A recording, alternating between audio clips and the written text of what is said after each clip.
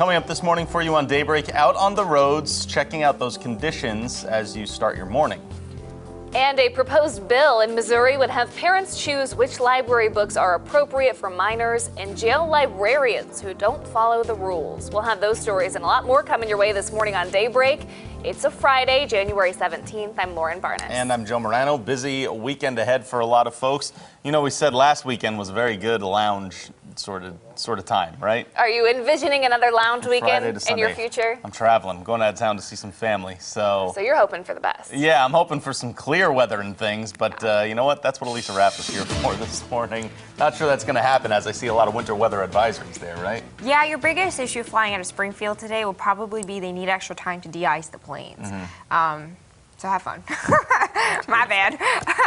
Yeah, they'll have to de-ice the planes before you go anywhere. We're looking at that winter weather advisory going until 6 in Missouri.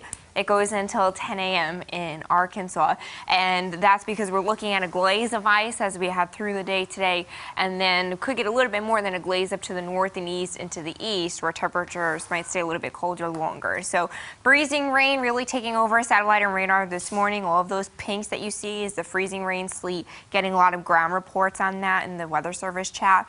We've got that rain, again, coming down to a freezing rain in Springfield. Temperatures a little bit warmer to the south and west, where we have a regular rain from Bentonville to Fayetteville. So we're hovering freezing in Springfield, temperatures colder up to the north and east. Things might be sticking a little bit better there, and then much warmer to the south and west, where temperatures are in the middle 30s. You'll have ice on your windshield this morning. It's a wet layer of ice, so it should be a little bit easier to clean off.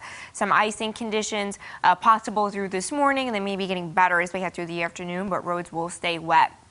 Temperatures stay in the 30s through dismissal, so maybe even as the icing threat decreases, things will stay cold. Then we have to worry about an aerial flood watch. Details on that in 10 minutes. And those road conditions are something we want to watch out for. We've also got the school closings to look out for, too. You can find those at the bottom of your screen and, as always, on ozarksversa.com. Nyjah McDonald is still out tracking those conditions. And, Nyjah, it's still pretty dark. It might be hard to see the road, but what are you feeling under those tires? So we are right now headed south on Highway 13, and the roads are wet, but they aren't bad at all. What I've noticed is that a lot of MoDOT trucks have been out just as a precautionary in the event that the ice does begin to fall and to stick with the colder temperatures. However, right now, just wet roads. You will have to scrape off a little thin layer of ice from your car, as we've been mentioning. I had to do the same thing this morning, but it was wet and it was a simple scrape. With any type of potential severe weather, winter advisory weather, make sure that you're planning enough time to get to your destination this morning. If that's work, if that's school, we do have a number of school closures running at the bottom of your screen that you can check in for to see if your child's school is out today. We will continue to update that list. I just saw on Twitter not too long ago that Missouri State says that classes will resume today. So Missouri State, if you're a student there, you will have classes today. Again, you can see that MoDOT map on your screen right now. That is an important tool for you to have this morning. Go ahead and download that app to your phone if you haven't already. That will help you notice if any type of closures or if any road conditions continue to change. Right now, it's in the green. Green is good for us in our area. That means roads are generally okay right now, and I am noticing the same thing right now. Just wet roads, but right now seems like the commute, the travel this morning should be relatively easy. But again, we will continue to check in with you guys all morning long and bring you the latest on the weather. But for now, reporting live here in Greene County. Back to you guys at the station. All right, Nyjah, we'll see you in about 20 minutes. A new bill in Missouri could do away with any book a board of parents deems sexually inappropriate for minors and jail librarians. It's House Bill 2044, sponsored by Republican Newton County State Rep Ben Baker.